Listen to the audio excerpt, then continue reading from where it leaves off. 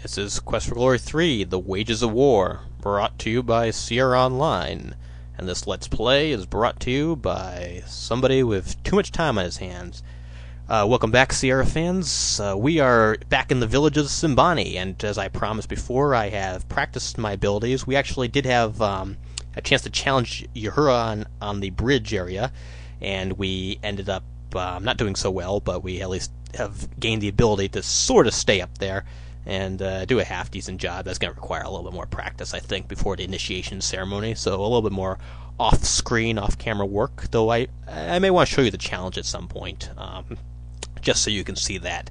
What we have done, actually, is we're in the spear-throwing area right now, and our throwing ability is quite good. I did practice on that. I also went out to the savannah and just picked up some rocks, actually, and just kept throwing them for a long time, and we've got our hit points up, or pardon me, our throwing points up pretty high. One of the annoying things about this game is if you're playing the fighter, or a paladin, and particularly if you imported your character, your throwing ability isn't all that great because the fighter doesn't rely on that much. But yet there's a whole portion of this contest that requires you to have strong throwing skills. So that takes a while to build up, and it's kind of annoying.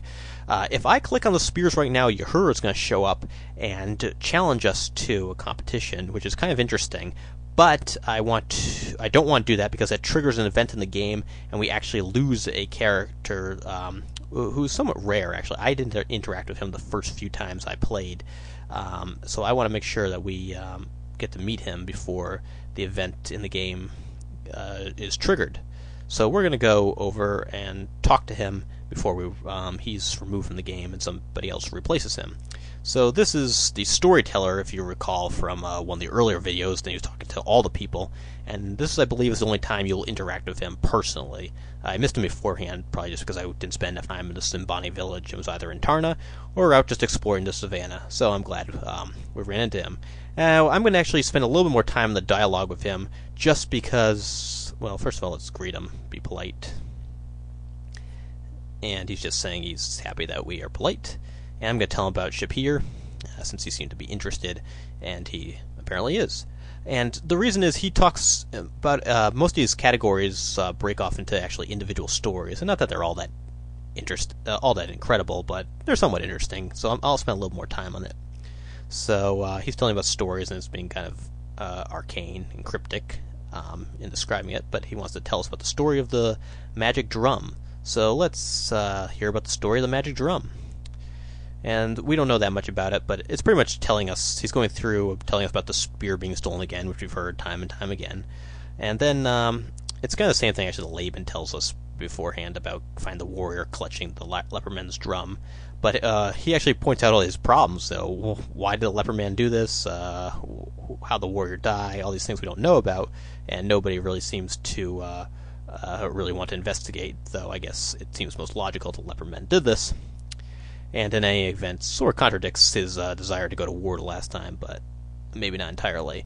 Anyway, we're going to ask him about the Simbani people. He's going to tell us the warrior woman, who is, if you haven't guessed, Uhura, and he gives us a bit of a background about her, too.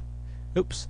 And he just tells us how she wanted to have a baby, but in Simbani culture, you have to have a husband to have a baby, and, well, pretty much all culture, but anyway, if you are married, you can no longer be a warrior, pardon me.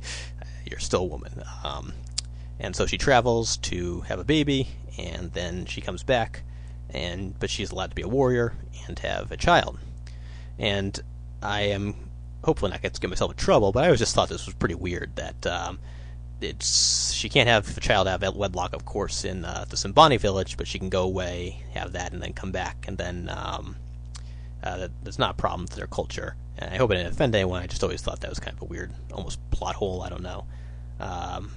Maybe just inconsistency, perhaps, in the Simbani culture. In any event, I think we don't need to wade into social policy in this game. So that same way the story Uhura that we've heard beforehand, and especially if you have played Quest for Glory 2, you probably are already familiar with that as well.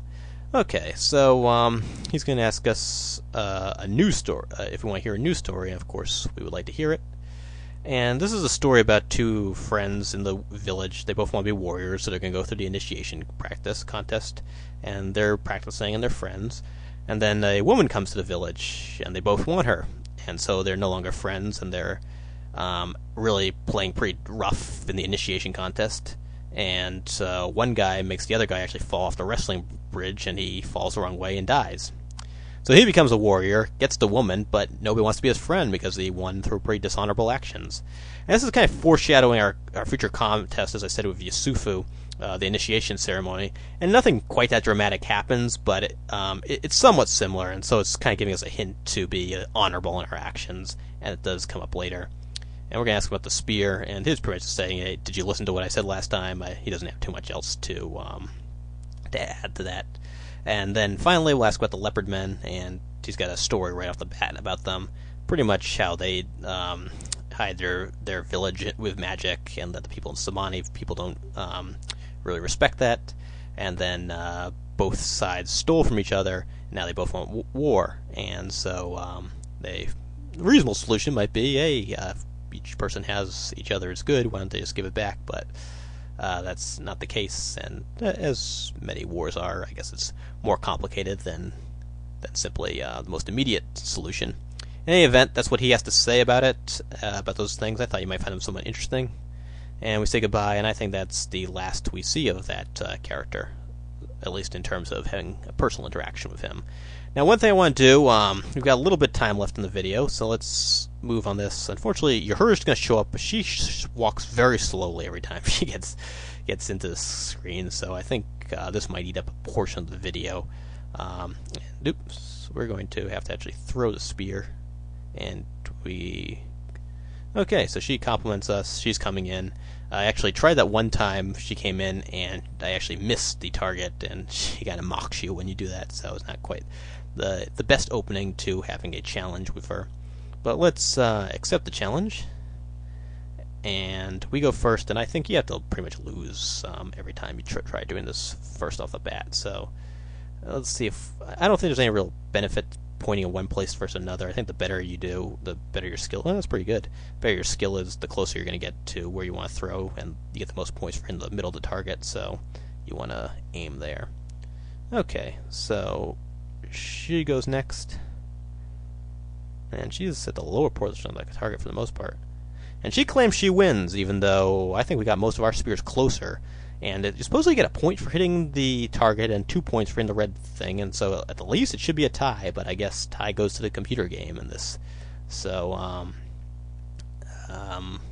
I think the game just programs it that automatically wins the first round no matter how well you do. But so be it. We get some other chances to play against her, and I'm going to practice some more, probably off video. Also, like I said, off video with the wrestling match. Here's one thing I'm going to do. I'm going to pause for a second. Okay, and I just paused for a second. You probably couldn't notice too much except for me saying it. Just so we can make the Laban's hut before we killed off too much time in the video. We do have another opportunity to talk to him. And I don't know if there's too much more going on that I have to say to him, but alright, so I guess you only greet one time in Simbani culture. And let's see if we can get another... He doesn't like talking about the drum twice in a row. And... okay, so a lot of this is pretty much the same. I apologize for that. I don't think Uhura had too much else to say. And so we've got all that we need, really. We already talked to him. I don't want to do anything dishonorable here to... let's tell him about peace. And then he's going to just tell us to fight on the side of Leopardmen again, so... we were told about Shapeir. We don't need to brag about ourselves. We'll say goodbye, and there's actually a character who has shown up, getting to the point where Uhura is willing to challenge you on both the spear, in the spear throwing area, and on the wrestling bridge. Actually triggers an important event in the game, which is getting us pretty close. I'd say we're probably in the middle, probably dead center in the middle of the game right now, somewhere around there. Let me just see if I can show you one thing briefly. It's not all that interesting, but... yeah, so you can't visit her hut during the day. I guess supposedly the game's trying to create the illusion that she's out doing errands or whatever she does during the day, and so you can only go in at night. That's pretty much all I have. We don't have enough time to get to the next scene, so why don't we close out just slightly early this time, And next time we've got a few other interesting things to pick up. So talk to you then.